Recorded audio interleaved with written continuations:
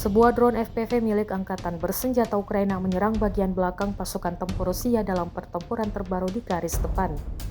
Rekamannya diunggah di Telegram pada Rabu, 19 Maret 2025. Rekaman dari medan perang menunjukkan drone tersebut menghantam targetnya, namun sayangnya telat meledak. Beruntung, prajurit yang menjadi sasaran serangan berhasil selamat tanpa mengalami cedera serius.